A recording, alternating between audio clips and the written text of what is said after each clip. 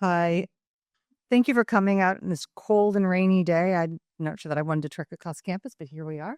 On behalf of Princeton, welcome. We are delighted to have you with us. I also want to thank our sponsors, the Griswold Center for Economic Policy Studies, the Julius Raminowitz Center for Public Policy and Finance, and the SPIA in New Jersey program. I am Colleen Burris, and I lead the Strategic Partnership and Engagement and the Research Development teams in the Office of the Dean for Research and the Office of Innovation. A lot. I know my business card is two-sided. I'm also a former urban and economic development planner. Worked at HUD for years and in St. Louis County. So, a little bit about this topic. At the Office of Innovation, we focus on strengthening the innovation ecosystem. We connect industry and investors with Princeton researchers and technologies. We support scaling innovations with commercializable products and startups. And we facilitate research collaboration with industry, private foundations, and government, which may be a little unusual to hear, but we do all that 360 of ways to connect. One highlight of our work this past year, which I was just talking with Senator Zwicker, is the Advancing Photonics Technologies Program, which was selected as one of the 15 finalists to advance in the NSF's Regional Innovation Engines competition, which we are super, super excited about. The Office of Innovation is committed to standing with our partners here in New Jersey and New York and Philadelphia and our partners around campus to really advance economic development initiatives and to contribute to the region's long-term growth, which is why I'm truly excited about the conversation today when we'll hear from our panel. So it's my pleasure to introduce our moderator for today, Michael Schmidt, who is a distinguished visitor at the Griswold Center and former director of the CHIPS Program Office at the U.S. Department of Commerce. And now I'm just going to read verbatim. So you probably could have read this on your own, but I'm going to say it anyway about him.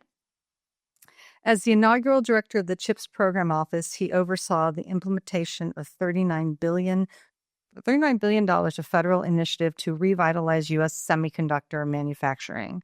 His leadership helped unlock over $450 billion in total investment. He is a former commissioner of the New York State Department of Taxation and Finance and a deputy secretary of economic development for New York. He also played a key role at the U.S. Treasury in implementing the expanded child tax credit under the American Rescue Plan. Thank you so much for that. Earlier in his career, he served in the Treasury's Office of Domestic Finance and is a financial analyst at the Yale Investments Office. He holds a BA and JD from Yale University.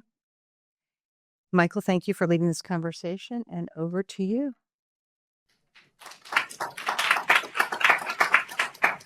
Well, thank you all for being here. I'm very excited for the panel. Thank you for our panelists for joining. I'm going to do brief introductions of each of our panelists, and then we're going to dive right into what I know will be a very interesting and enriching discussion. So I will start with Commissioner Knight. So we have Hope Knight here. She's the president, CEO, and commissioner. Three lofty titles there, I have to say. Impressive.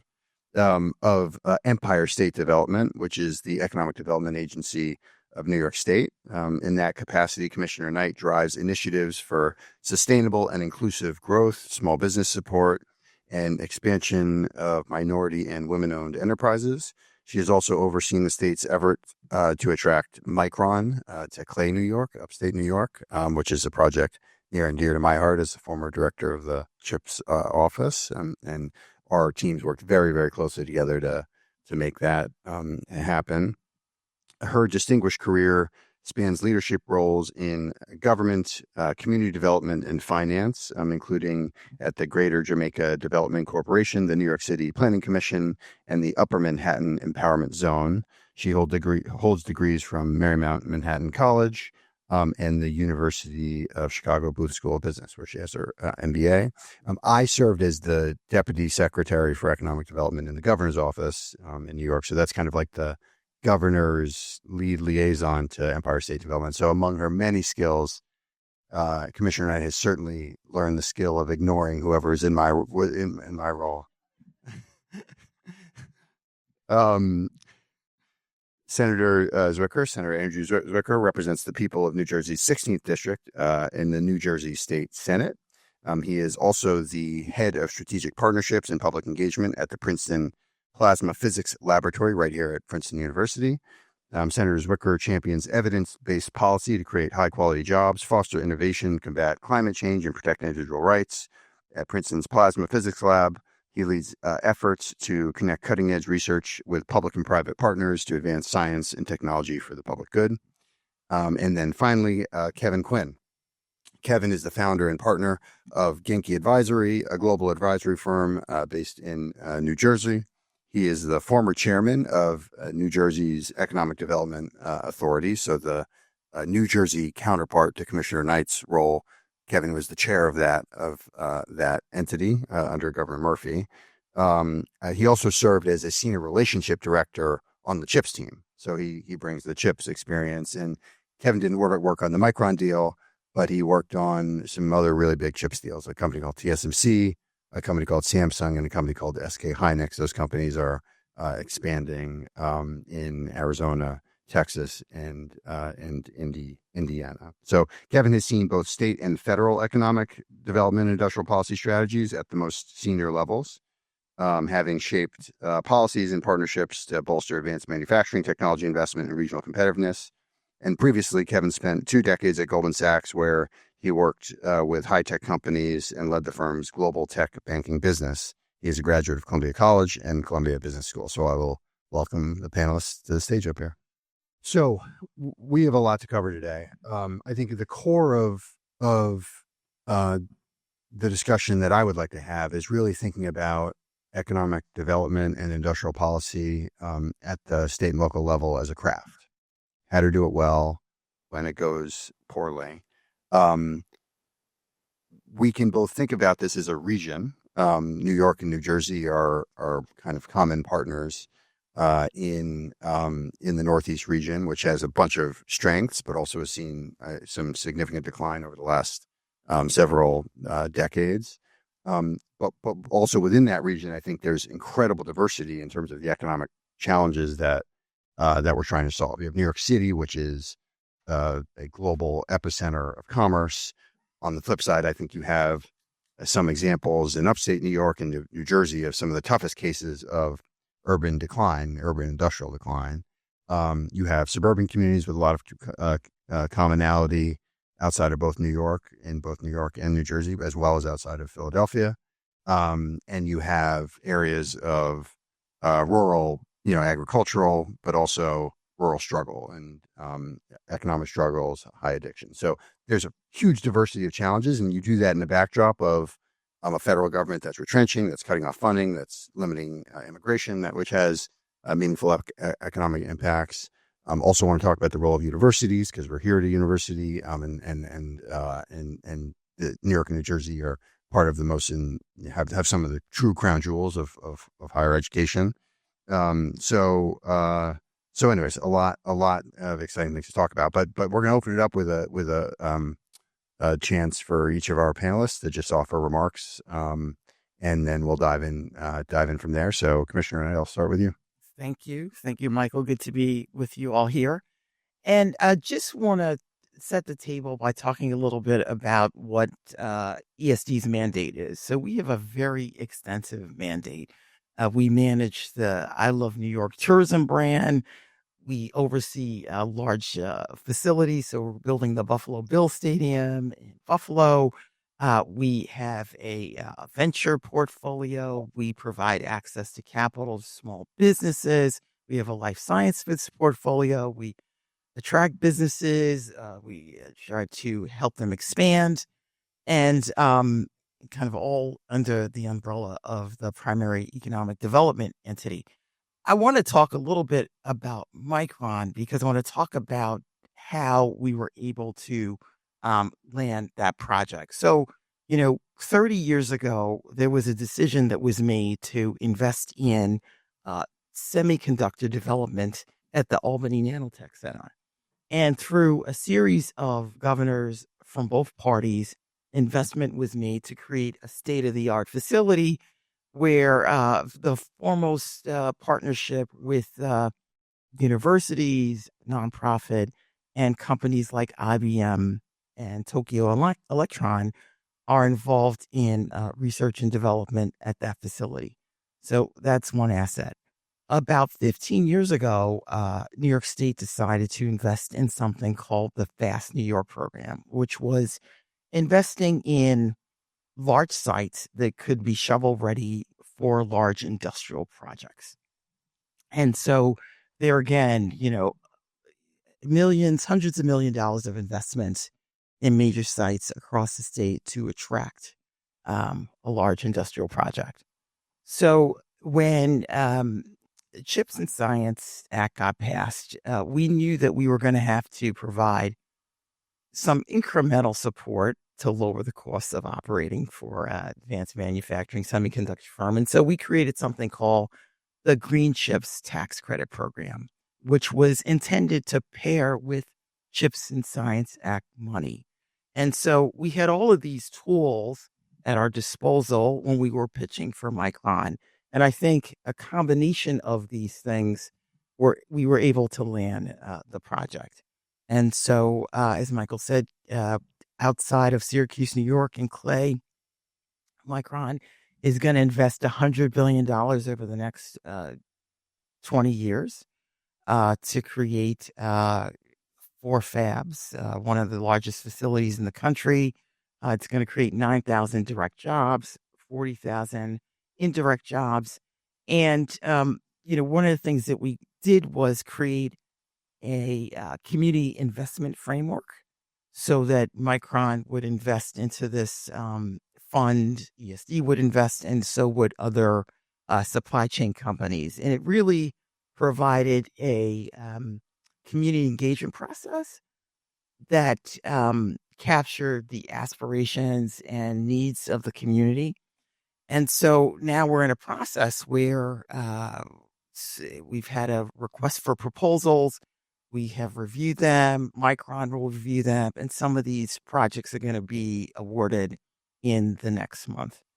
And one of the major hurdles for the Micron project to happen was the environmental impact statement was accepted in the last week. And so that provides for the ability. That deserves a round of applause. Thank you. Thank you. That is a document that's probably 1,100 pages or something like that. Exactly. Yeah. And it's going to provide for the companies to be able to get permits and start clearing trees and getting the project up and going.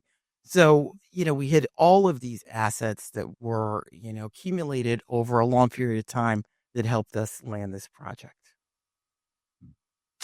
Thank you for that. And just on Micron, it's such an example of state and federal working together, because that's not only going to create a huge number of jobs for New York, but Micron produces the most advanced memory chips in the world, which are critical for AI and are currently 100% produced in East Asia. So this is a really important domestic supply for really important. And I just want to build on something. So it was city and state, but it was all of the county, without the county and the federal government, the state working together, this project would have never happened. Okay, Senator Zwicker, over to you. Thank you, and thanks for having me, and so glad to be here. I'm feeling a little left out. I'm the only person who didn't instrumentally create the chips.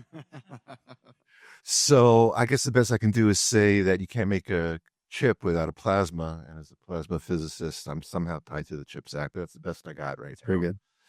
I'll take it. So I look at this as a couple of different things, but first of all, if you don't know me, I'm a physicist, as you heard from Michael. For me, I came over from the Plasma Physics Laboratory. I came out of grad school, was a research scientist there, did a lot of education outreach, and 10 years ago decided that there should be more scientists in government, and first I ran for Congress, lost, and then I ran for the General Assembly. Spent 6 years there, including creating the science committee. First time that New Jersey had a science committee that was trying to address science, not just science policy, but science as an economic driver, a lot of what we're talking about today. 2021, I moved over to the state Senate, where I'm now chair of the Oversight Committee, vice chair of Higher Education, vice chair of Labor, and a member of the Budget Committee. And I think cumulatively, all those are also related to the topics that are in front of us today. Um, you know, I'll be perhaps more political at times than the commissioner may be. I don't know, but there's an outright, as we know, assault on science coming out of the federal government, and the burden it is putting on states is unprecedented in so many different ways. And states were never designed to be the fundamental driver here of basic R&D through the life cycle into small companies and larger companies, whether they are large multinational ones or whatever's coming out of the bench here on campus. This is an enormous struggle and problem. And so what the commissioner and I talked about, which I think is so incredibly important in New York, which I'm trying to make sure happens in New Jersey. I think everybody is aware we're weeks away from a transition from Governor Murphy, who had a very specific economic development policy, as the chair would know, to Governor-elect Mikey Sherrill, and how she approaches this particular part of economic development. And as the commissioner pointed out, multiple governors in New York from different parties over many, many years had to work continually to create the ecosystem that allows you now to thrive. And you look to Massachusetts and see exactly the same thing when it comes to life sciences.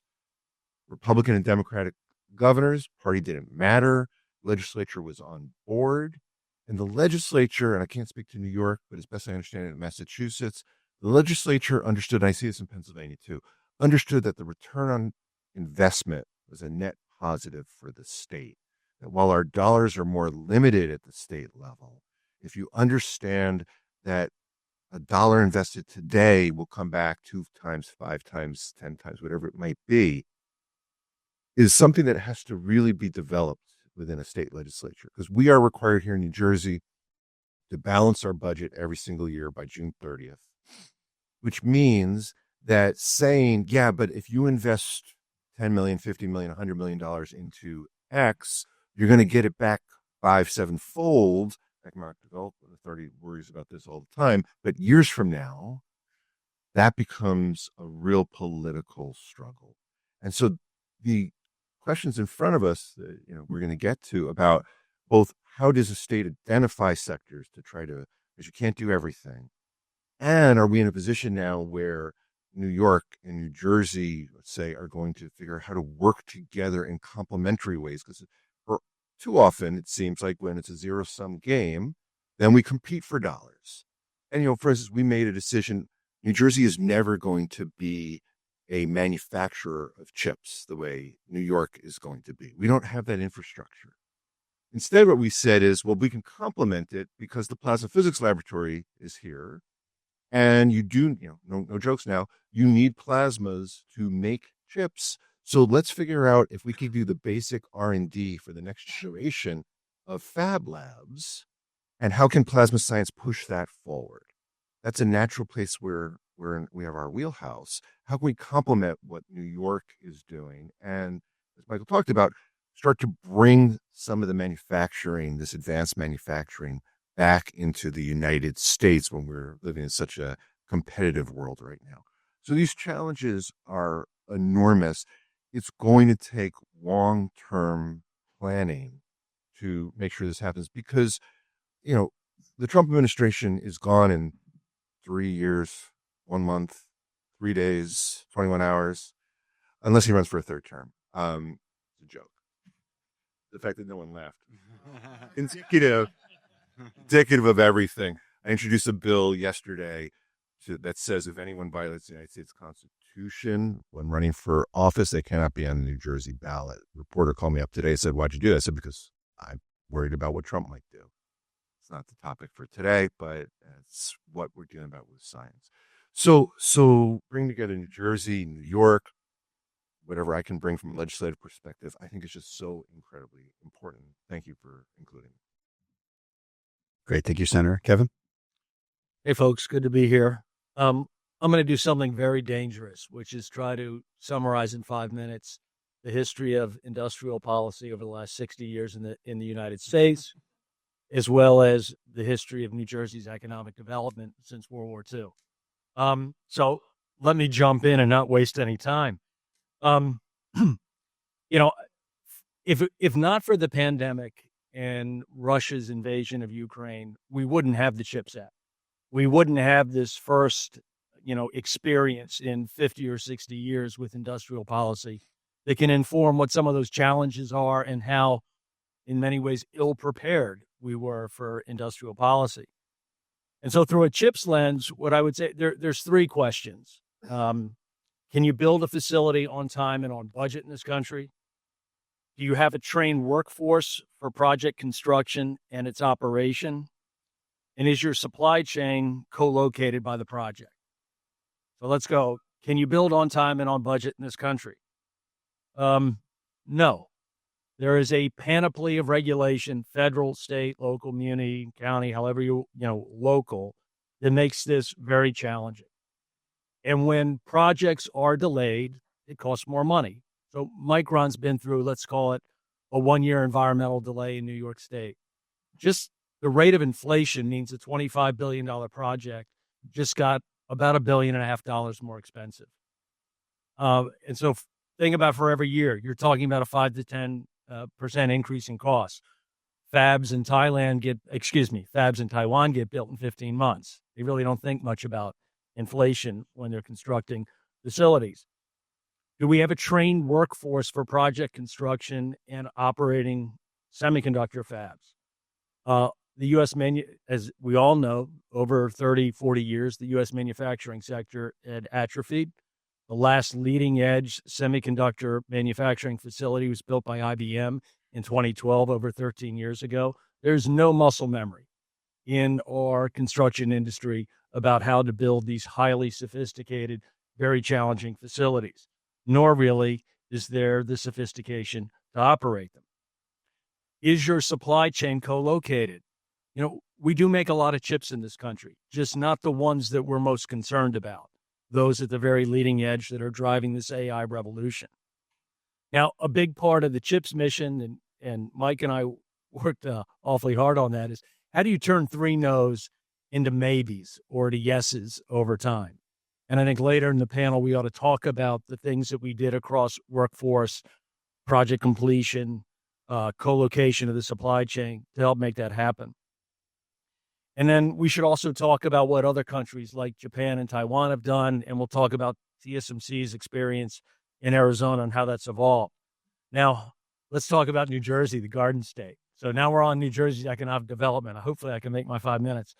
After World War II through 1980, the center of the global pharmaceutical industry was right here in New Jersey.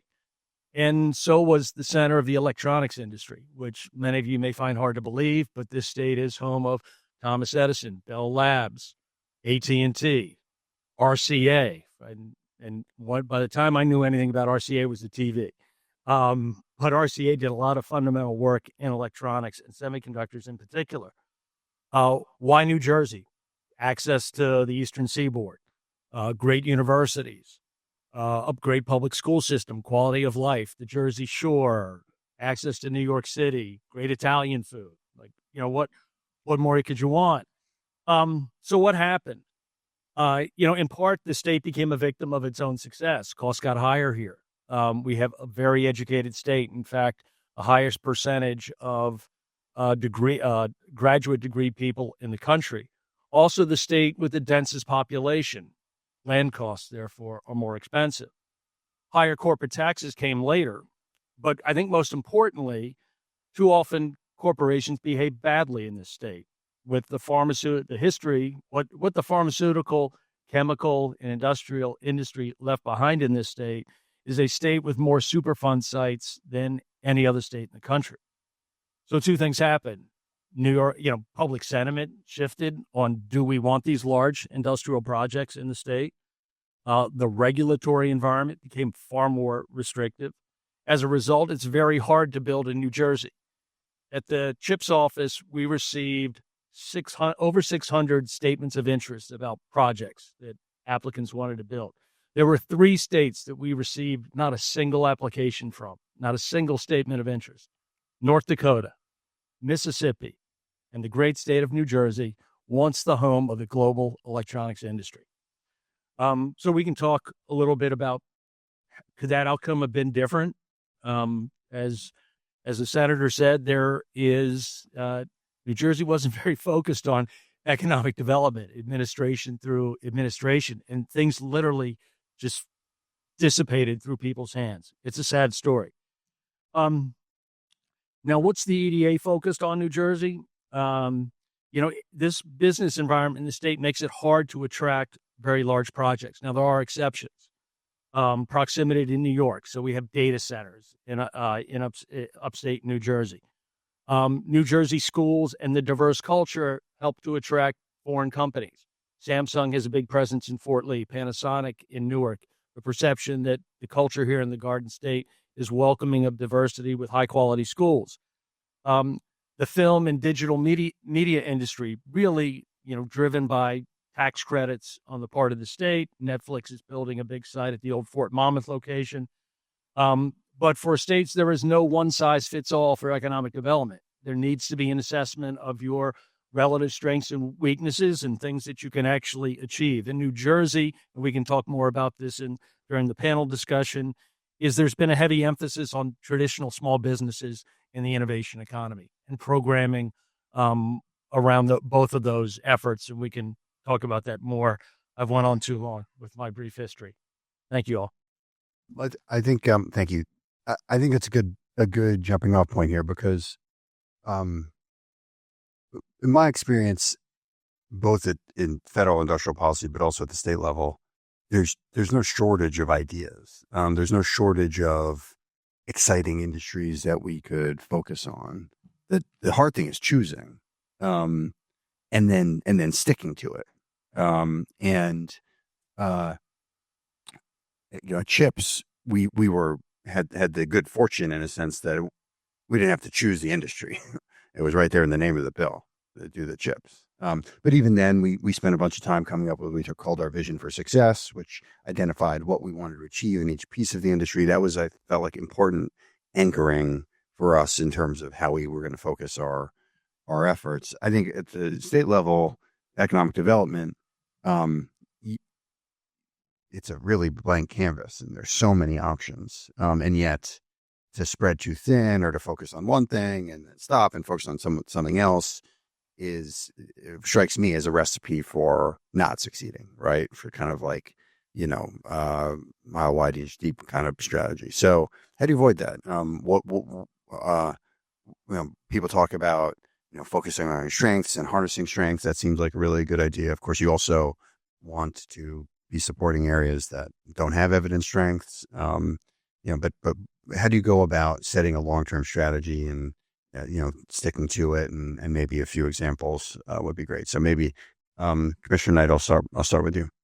Sure. So, one of the strengths that New York State has is sort of the legacy industrial base. You think about Rochester, you think about Buffalo, some of these old legacy industrial towns that are left with, facilities that were powered by significant infrastructure. And so, when we started thinking about areas that we wanted to focus on, there were some natural elements in places like Rochester. So Kodak was in Rochester.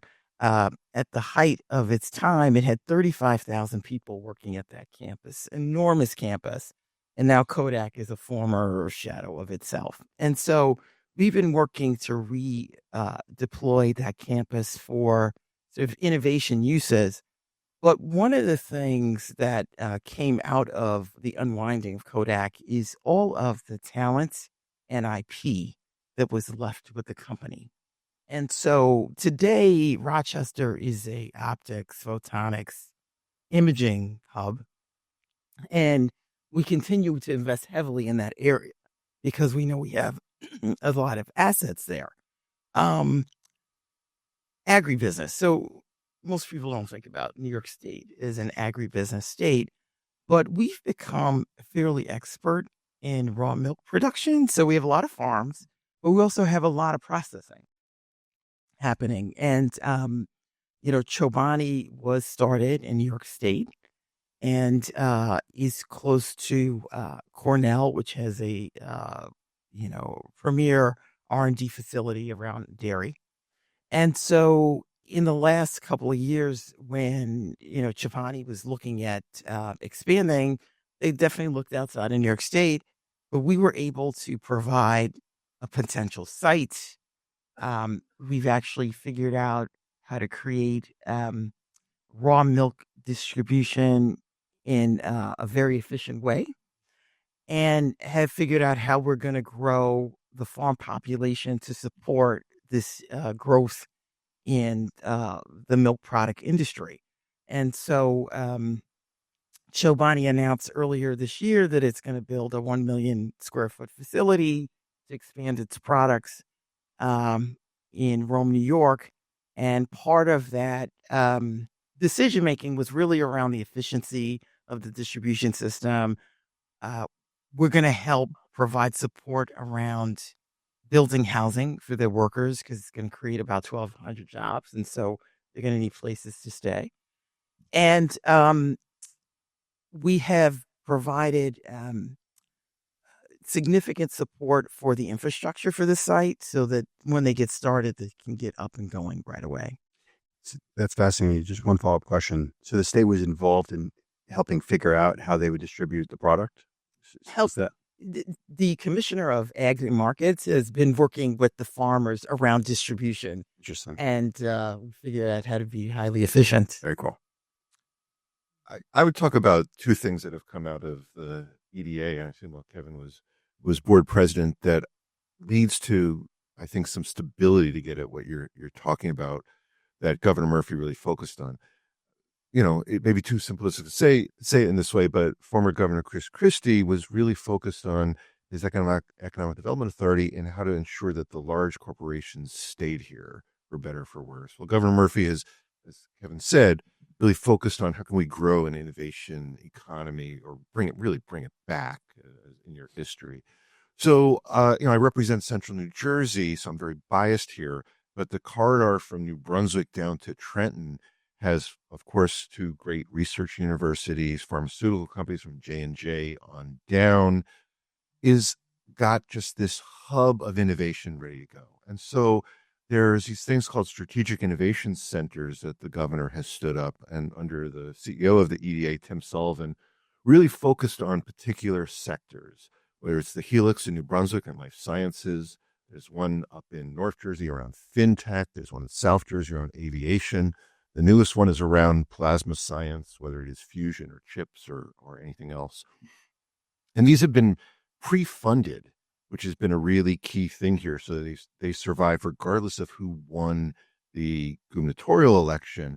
Quite frankly, regardless of how that person's economic policies move forward, if up to $50 million per strategic innovation center for these public-private partnerships, universities, private sector, the public sector, all working together around these targeted areas. That money's been preceded, and so it will stay in place. It doesn't get to the decades long that New York has done, but it's a start, and it's a really important start. The other one is the Evergreen Innovation Fund, which is saying, okay, states like New Jersey, but states in general, as I mentioned before, have limited resources. So let's leverage.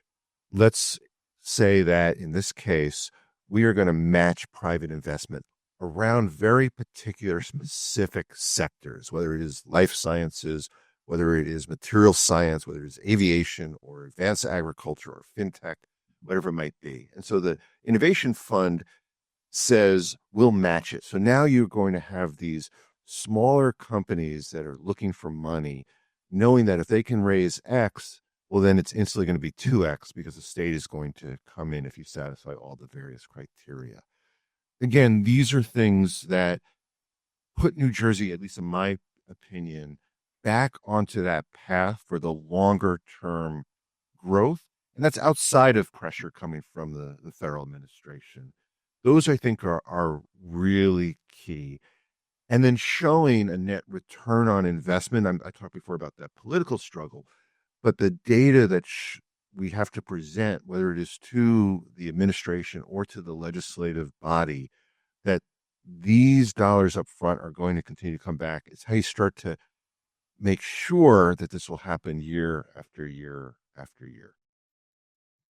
Thanks, Senator. Kevin, be interested in you reflecting on New Jersey with respect to my question. But as I think about examples of governments setting a long-term strategy and succeeding, it has to be the case that the most successful example of that in history is Taiwan and their focus on semiconductors. So maybe if you could thread together, the classic New Jersey, Taiwan answer. Sure. So a couple of things. I guess the first thing you do before you get elected governor is you hire McKinsey to come up with a long-term economic plan. But the governor, Governor Murphy, did do many innovative things around kind of reviving the state's technology heritage. The senator mentioned, in fact, there have been 12 strategic innovation centers with $230 million of funding. When I became chair of the EDA in 2019, our balance sheet was about $500 million. Today, the EDA's balance sheet is $2 billion. The governor, again and again, looked with confidence at the EDA to its ability to execute and manage this greater responsibility. I think because the EDA kept demonstrating that it had the capability and talent to do that perhaps was not the case in other places. He could have put that money in the state. Taiwan, interestingly, didn't start with as the center of the global electronics industry or the pharmaceutical industry like New Jersey. They were starting from a much lower level of economic development. And essentially what the state did, when I say state, I mean, the country, Taiwan. Well, they're an island. I'm sorry, we don't recognize them as a country. What the island did is they create zones, and these were basically farmlands outside of Taipei that later became the center of the electronics world, Hsinchu, Taiwan. And this concept of a science park where the land is owned by the government, it's zoned and permitted, there's complete infrastructure, utilities, roads, the supply chain, because of how easy it is to set up operations there, really all over decades, all kind of conglomerated or agglomerated around these areas. And it's how you create, the electronics industry. Taiwan created the electronics industry is projects get built on time, on budget. Your contractors are all co-located with you because nobody ever stops building. It's that easy to do. Well, TSMC never stops building, but there's plenty of business to be had. So it makes sense to be there versus right now, TSMC in Arizona is bringing workers in that used to work in the oil and gas industry in from Louisiana and Texas. And that makes for really expensive labor because now you have to pay to house them. And if you had a science park, you could have housing to keep people there longer term. I just say in Japan as well, a different approach than Taiwan, but essentially a whole of government effort of now in what they call METI, the Ministry of International Trade and Industry. When they point in a certain direction, the prefectural governments fall in line. They bring, they get the private sector involved in projects, meaning Japanese corporates made investments, Sony, Denso, Toyota in the TSMC facility there. Something we didn't really see in the U.S. of our private companies who are so protective of their margins and want to be very efficient with their uses of capital, didn't see a need to support local manufacturing through their own investment dollars. We can talk about more about that later.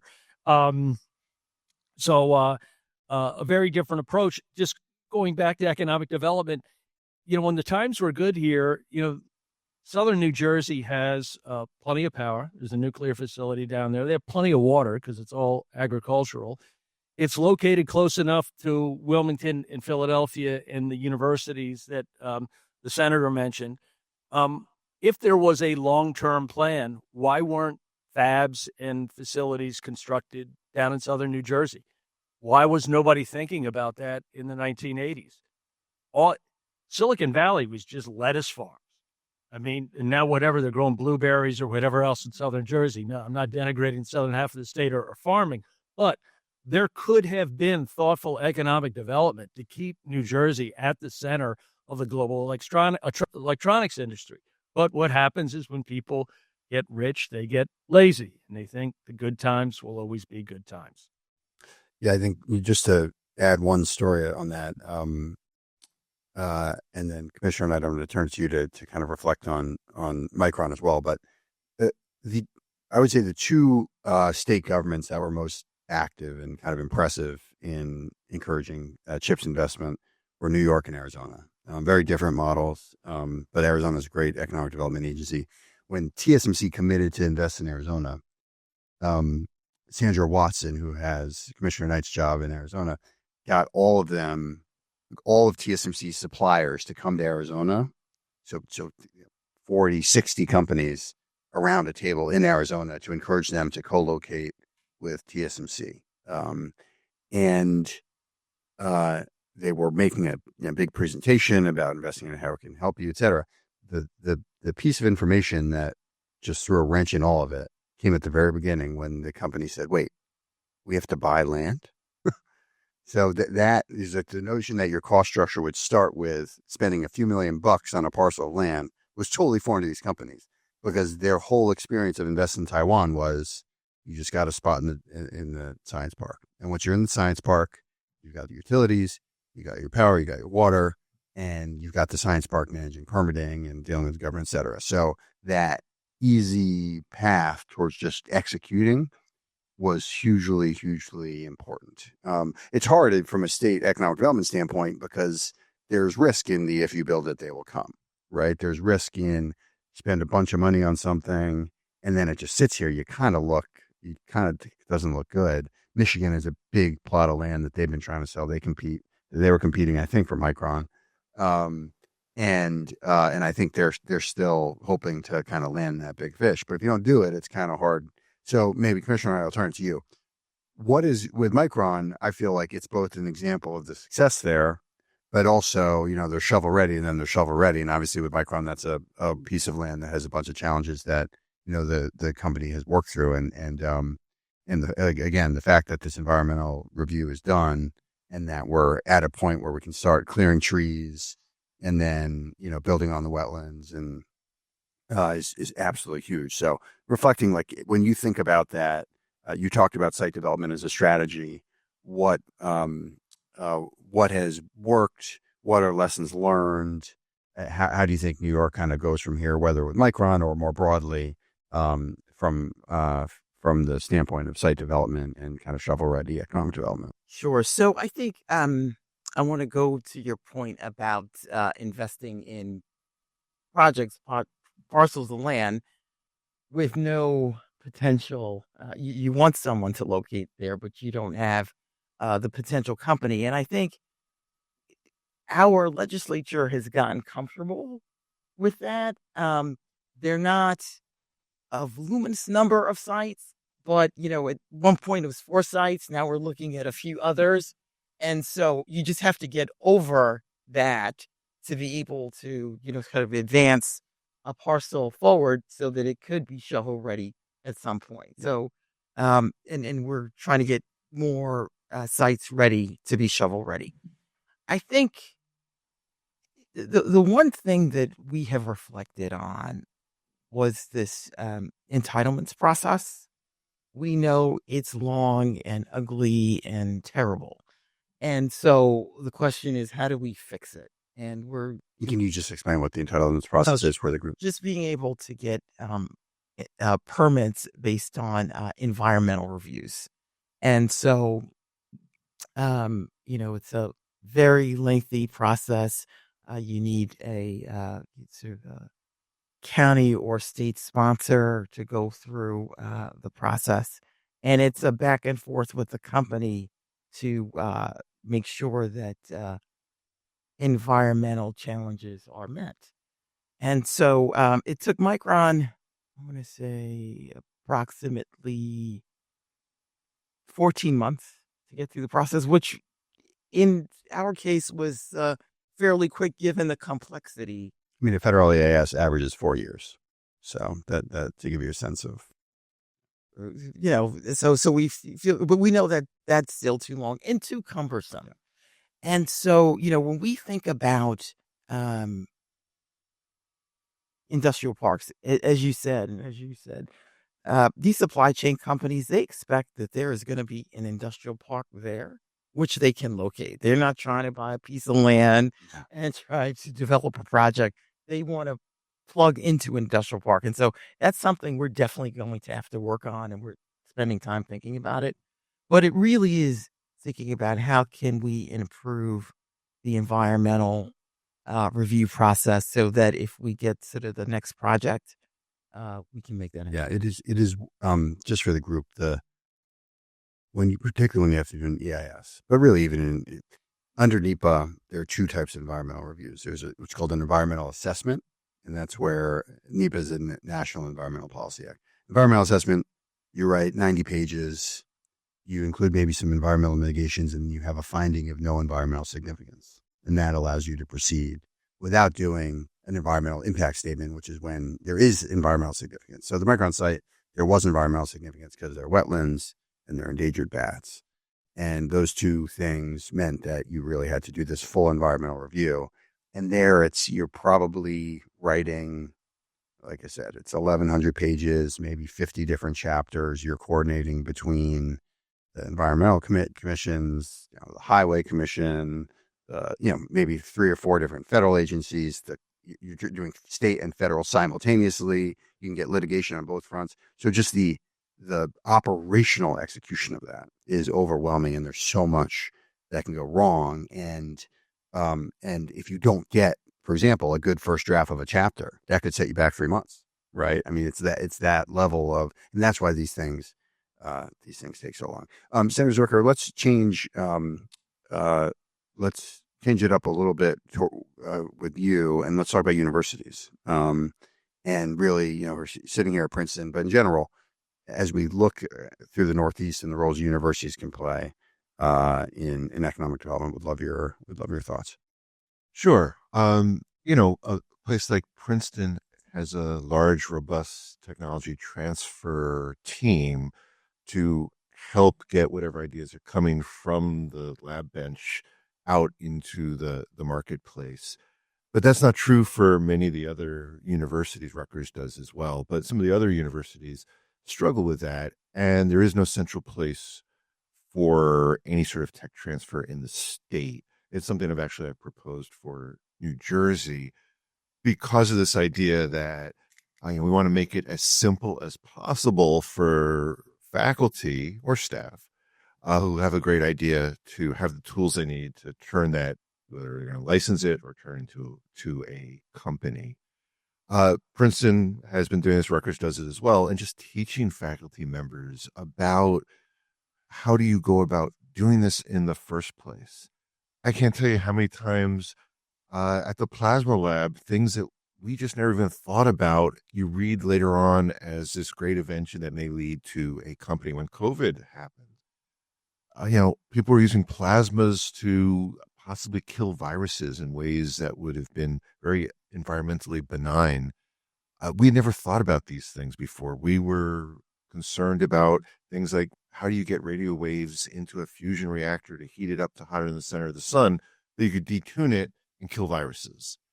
So the idea of, NSF has been working to train folks for a while now, and Princeton's been part of that. But how do you even train people to see that? And then the last part I would say, in terms of this, at least New Jersey specific, is too often universities have been siloed. And so Princeton, and this is getting better and better every year, Princeton, Rutgers may not talk that much unless there was a research grant that happened to go across the two institutions. And so I think there's a role for states to provide some sort of way to centralize and work together across the higher education ecosystem. And then that's sort of the direct answer to your question. I feel like I also need to say out loud what we all know, which is that higher education is under attack right now from the federal government. including research dollars. This institution has been threatened with the loss of research dollars. Most institutions, so certainly the Ivy Leagues have. Rutgers has as well. And so you've seen that whether it's President Eisgruber here working with his peer presidents or in other places, the Big Ten has been trying to do this.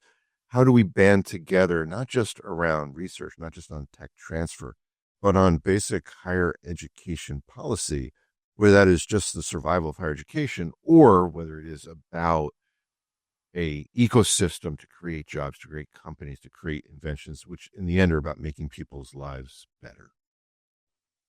Fantastic.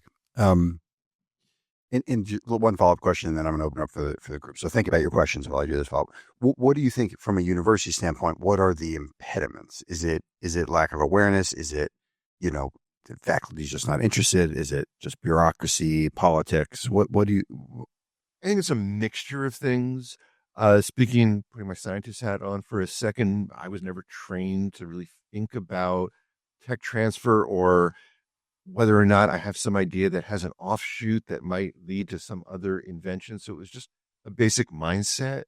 Many of my colleagues talk about just an administrative burden. It's hard enough to get to the lab or manage grad students or teach a class or whatever it might be. So it's just an enormous administrative burden. It's not rewarded often in the tenure in the same way that teaching is often not awarded. It's about dollars that are brought in. So I think, and it's changing, right? And it's getting better every single day. But I think there's also a generational thing. I see the younger faculty, grad students are thinking entrepreneurial in ways certainly that I was never doing. Mm-hmm. And this may be very unfair for me to say, but it seems like, some of folks my age just weren't trained to think about it that way. So like at the plasma lab, we may have, let's say, 100 PhD scientists there. There are half dozen that think entrepreneurial. And you can see that because they're licensing stuff, they're patenting things, they're going through the process. The other 95% just don't think about those things. So there's a lot that needs to be broken down. Fantastic. Okay. Questions from the crowd? Yes. And why don't you introduce yourself and your affiliation? Policy master student here at Princeton, also born and raised here in New Jersey. Thank you all for being with us today. My question has to do with, toward the beginning of this panel, you mentioned, working between New York and New Jersey, working to complement strengths of neighboring states. So my question is sort of about competition between states. I went to school in Tennessee, and it seemed like every day there was another large manufacturing company moving to Tennessee, and we've seen that across the formerly agricultural South. At least speaking for New Jersey, having grown up here, it seems pretty clear to me that New Jersey can't compete straight up with a state like South Carolina or Tennessee on regulation and tax breaks. So I guess I'm curious to hear your perception of what that competition is like, and like because if it's not, a head-to-head tax break regulation competition, how do you characterize it? So, with New York, we're certainly in competition with places like Tennessee and South Carolina, which are lower cost states. But a couple of things about New York State on the manufacturing side. We have 0% tax on manufacturing, so we can compete there. But we know the cost of doing business is higher. So one of the things we focus on is workforce development. So to the extent that you need a trained workforce, we will work with you, provide funding, and create training programs to get you a work-ready workforce. So that's one area.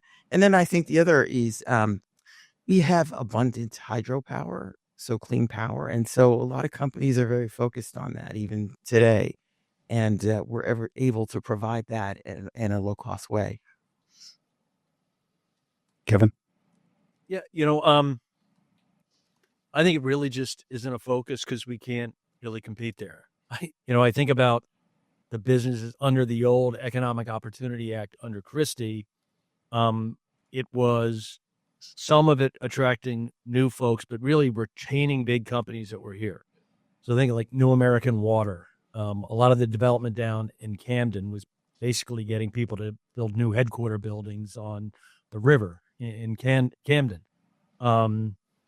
Fiserv, I recall, was probably the last big corporate, Fortune 500 company that head faked that they were going to move somewhere else and then stayed in New Jersey, and is now in the process of shrinking itself. So I listen. I think the state has done, or the EDA has done smart things about where it can compete, which is how do we build that next generation of companies that can grow in New Jersey and become, big companies again over time. And so I think that the strengths they're trying to, how do we create that ecosystem that involves subsidizing accelerators, the New Jersey Innovation Fellows Program, having these focus areas around fintech and partnering with universities. Fintech's a partnership with Stevens Institute of Technology. The AI Hub is here in Princeton, partnered with Princeton, Microsoft, and CoreWeave, is creating those public-private partnerships with including universities and large corporates where we can begin to get the flywheel going again. Now, this all said, and these were the stats provided to me by the EDA, so I'm sure they're right. There's, on a comparable basis, we have had more job creation here in New Jersey since 2019 than neighboring states. We have seen household incomes rise more.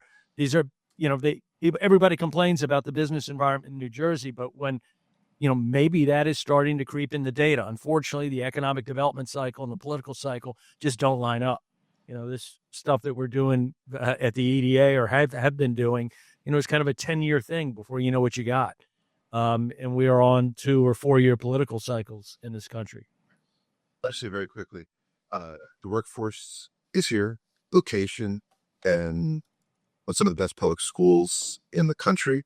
Those 3 things is hard to compete with. New York can compete with us, but Tennessee can't.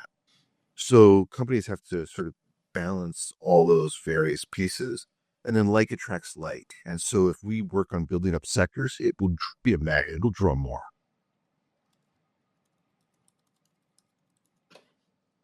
To the panel. Thanks to Dana for inviting me. I'm Michael Klein from the great class of 1987, the ancient class of 1987 here at Princeton. I wear a few hats, but right now I'm the Director of Government Relations for the Pinelands Alliance, so I need to try to answer Chairman Quinn's question about why didn't South Jersey develop. It's 1 million acres of the Pinelands that was preserved in 1978, and there's a tension we're not going to solve today between business development and the environment, but it's an interesting that it came up a lot in your presentations, which I appreciate. My question is, there's industrial parks and then there's business incubators at colleges and universities. Rowan University's got one. NJI, New Jersey Institute of Technology, has got a business incubator in Newark. I wonder how you think about business incubators on a university campus and industrial parks. I know the models have been Research Triangle in North Carolina, Route 128 in Massachusetts, but is there a synergy that's happening that I'm not aware of, or how do you tap into those entrepreneurs? The senator used that phrase, and what the industrial parks are doing with real existing industrial organizations, corporations. I mean, my experience with the accelerators on campus is that it's a pretty diverse set of businesses, people who have ideas and they can run from consumer to fintech to AI to software.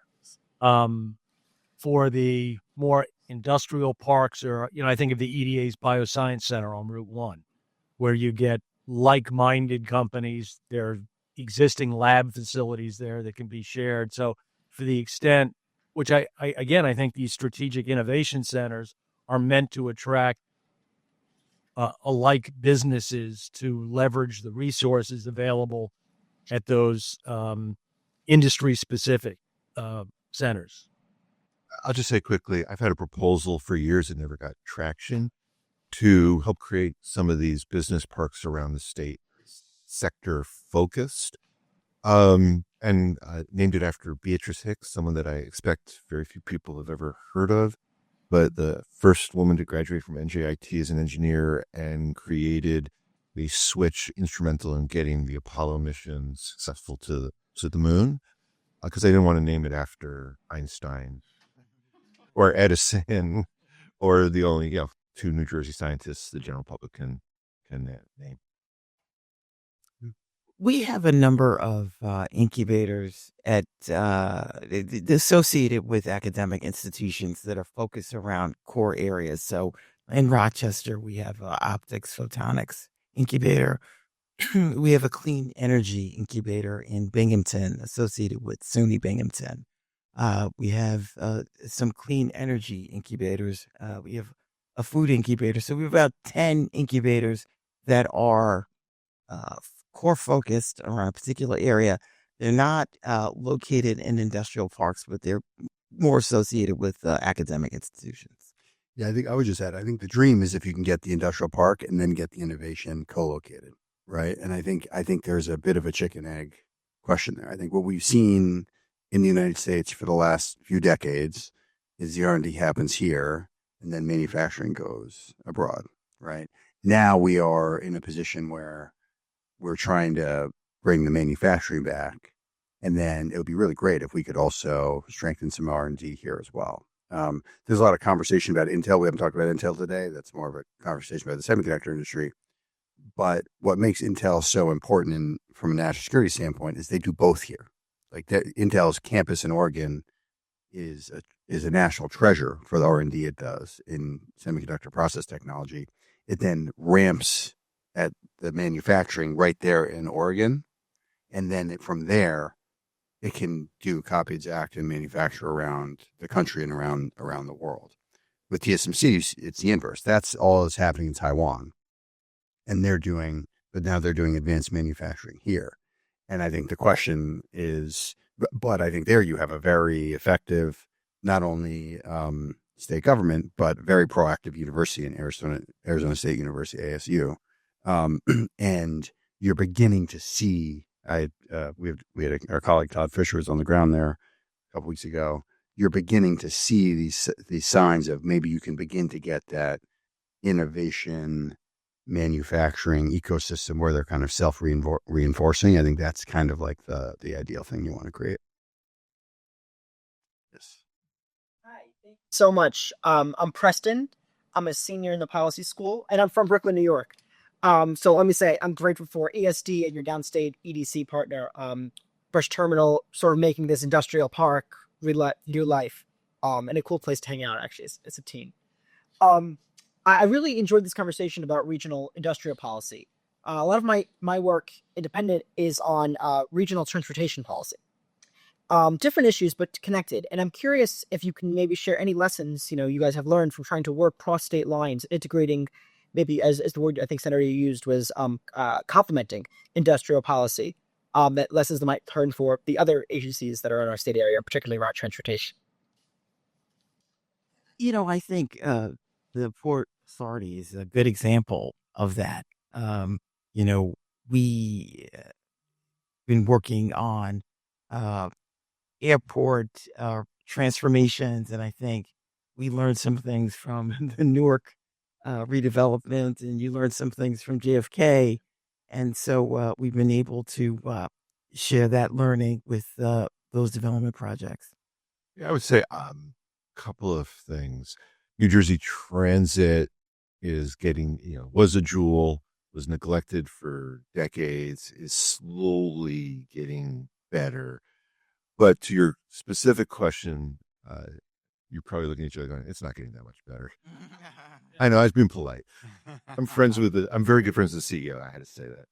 All I wanted to do was, I said to him, just make sure we can see out the windows, right? Sorry. But I think the commissioner mentioned the Port Authority, and this is exactly the time, right, to continue to work together because there's been a lot of competition, right? And we saw that over the fight over congestion pricing in Midtown Manhattan. And I understand that, and it's not the time and place to talk about all the politics of that, but it is, for instance, talk about something else. I've tried for years to get Port Authority approval to get hydrogen-powered cars through the bridges and tunnels.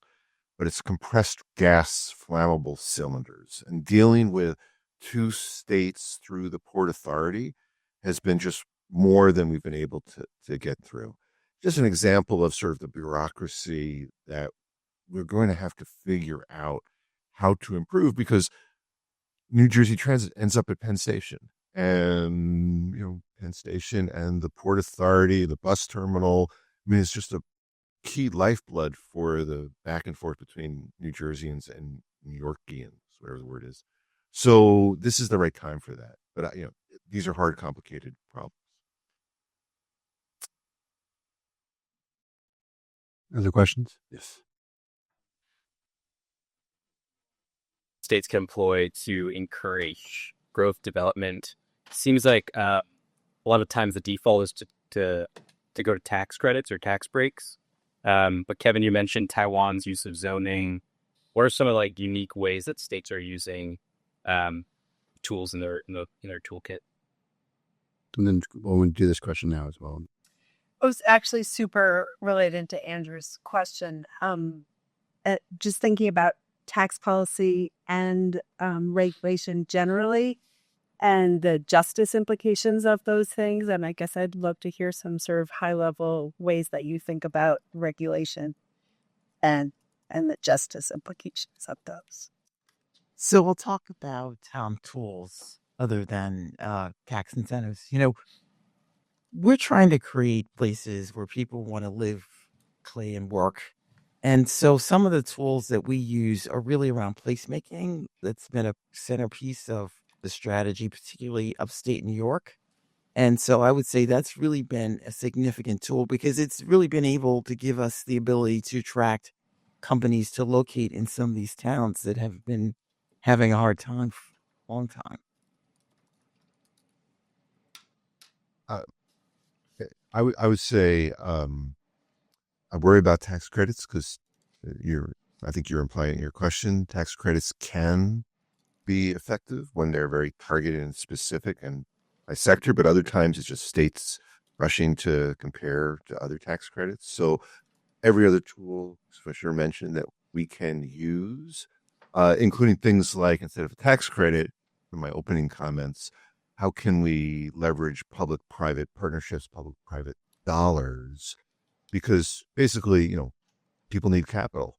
And so are you either going to give them a credit on the taxes they pay, or are you going to give them money up front? And maybe there's some low interest loans, no interest loans, a variety of different ways for that part. In terms of, Stacey, the environmental justice part, I'm glad you brought it up, because I am concerned. I suspect many of us in the room have read or know of the book Abundance, and Ezra Klein and Derek Thompson and the work that they're doing, which is really important. And New Jersey, I don't know how New York works, but we are a home rule state, 571 municipalities, 21 counties. We'll compete with you in terms of difficulty of getting anything done. But to your question, we also have arguably the strongest environmental justice law in the country right now. And I am worried on how do you balance that. I'm not sure if that's what you were thinking about, but very worried about how do you balance that. How's the law operate? So in short, in the same way there could be an economic or environmental impact statement, there has to be an environmental justice statement. Easiest thing to talk about is a battle in New Jersey about whether to make a natural gas peaker plant in Newark that would spew out a lot of particulate matter into a community that's already dealing with significant asthma rates from air pollution, as an example.